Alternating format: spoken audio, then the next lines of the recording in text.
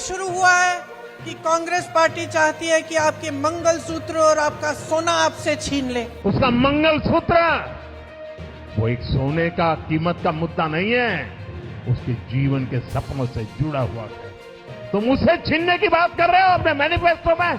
55 सालों के लिए कांग्रेस की सरकार रही है, किसी ने आपसे सोना छीना?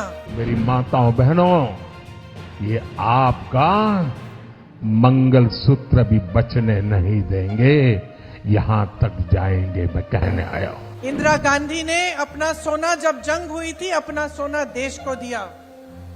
मेरी मां का मंगलसूत्र इस देश को कुर्बान हुआ है।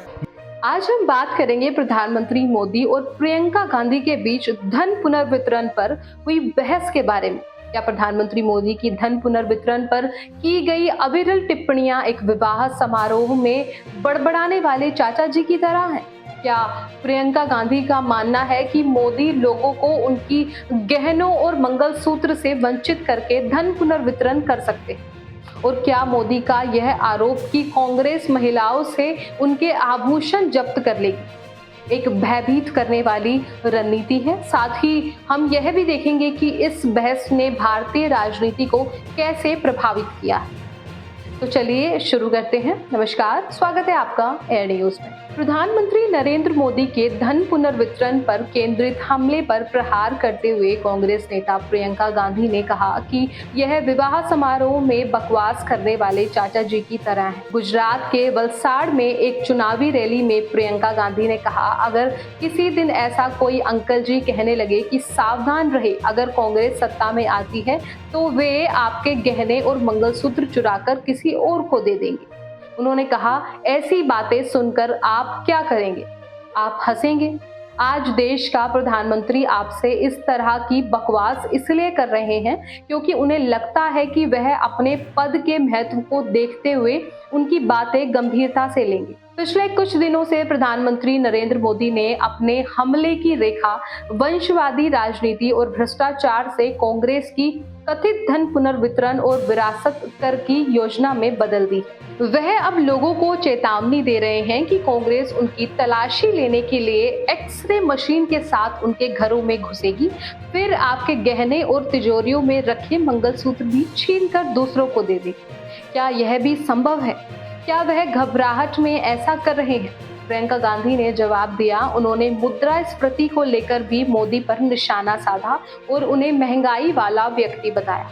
उन्होंने एसटी आरक्षित वलसाड़ लोकसभा सीट के लिए कांग्रेस उम्मीदवार अनंत पटेल के समर्थन में वलसाड़ जिले के आदिवासी बहुल धर्मपुर गांव में एक जनसभा में कहा, भाजपा के नेता और उम्मीदवार कह रहे हैं कि वे संविधान बदलेंगे, लेकिन प्रधानमंत्री नरेंद्र मोदी इससे इनकार कर रहे हैं। यह उनकी चाल है। शुक्रवार को कांग्रेस नेता राहुल गांधी ने भी अपने दावों को लेकर मोदी पर निशाना साधते हुए कहा कि वह डरे हुए हैं और मंच पर रो भी सकते हैं। गांधी ने कहा, आपने प्रधानमंत्री के भाषण सुने हैं, वह डरे हुए हैं। यह संभव है कि वह मंच पर आंसू बहाएं।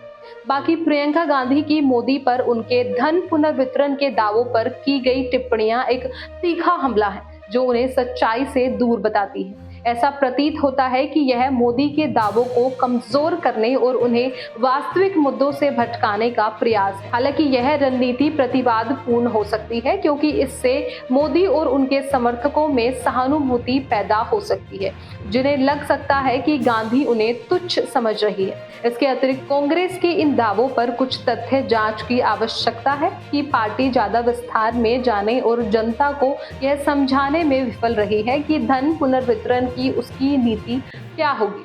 आपको बता दें कि प्रियंका गांधी की प्रधानमंत्री नरेंद्र मोदी पर धन पुनर्वितरण के दावों को लेकर की गई टिप्पणियां कांग्रेस और भाजपा के बीच एक व्यापक राजनीतिक लड़ाई के संदर्भ में देखी जानी चाहिए। यह लड़ाई 2 दशकों से अधिक समय से चल रही है, जिसमें दोनों पक्षों ने प्रतिद्वंदी विचारधाराओं और नीतियों की वकालत की है। मोदी के धन पुनर्वितरण के आरोप सामाजिक कल्याणकारी योजनाओं के प्रति उनकी पार्टी के विरोध से उपजे हैं, जिन्हें वह समाजवाद की ओर जाने वाला मानते हैं। दूसरी ओर कांग्रेस ने लंबे समय से गरीबों और वंचितों को मदद करने के लिए ऐसी योजनाओं की वकालत की है। इसलिए मोदी के दावों को कांग्रेस की नीतियों पर सीधा हमला माना जा रहा है। प्रियंका गांधी की प्रतिक्रिया को कांग्रेस द्वारा मोदी के हमलों को बेअसर करने की कोशिश के रूप में देखा जा सकता है। उनकी तुलना मोदी से चाचा जी से करने और उनके दावों को बकवास कहने से इस बात का संकेत मिलता है कि कांग्रेस इन आरोपों को गंभीरता से नहीं लेती। यह रणनीति कांग्रेस के उन आरोपों को कमजोर करने और मतदाताओं के बीच उनकी विश्वसनीयता को नुकसान पहुंचाने का प्रयास हो सकता है। हालांकि यह रणनीति प्रतिवादपूर्ण साबित हो सकती है। मोदी के समर्थन उनकी टिप्पणियों को अपमानजनक पा सकते हैं और उन्हें और अधिक सहानुभूतिपूर्ण बना सकते हैं। इसके अतिरिक्त कांग्रेस धन पुनर्वितरण पर अपनी नीति को स्पष्ट करने में विफल रही है, जिससे मोदी को इस मुद्दे पर बहस पर हावी होने की अनुमति मिलती है। तो इस तरह कांग्रेस और भाजपा के बीच लंबे समय से चली आ रही प्रतिद्वंद्विता भारतीय राजनीति को आकार देने में एक प्रमुख कारक रही है। दोनों पक्ष लगातार एक दूसरे की नीतियों पर हमला कर रहे हैं और वोट हासिल करने के लिए प्रतिस्पर्धा कर रहे हैं। इससे देश में गहरे राजनीतिक विभाजन पैदा हुए हैं और सरकार के लिए आम सहमति हासिल करना और मुद्दों पर प्रगति करना मुश्किल हो गया है। फिलहाल इस रिपोर्ट में बस इतना ही। इस मुद्दे से जुड़े कोई भी सवाल या अपने विचार आप हमें हमारे कमेंट में लिख सकते हैं और इसी तरह की देश और दुनिया की तमाम खबरों के लिए चैनल को सब्सक्राइब करके बेल आइकन को दबाना ना भूलें, ताकि आने वाले समय में आपको हमारी महत्वपूर्ण वीडियो की नोटिफिकेशन समय से प्राप्त हो सके।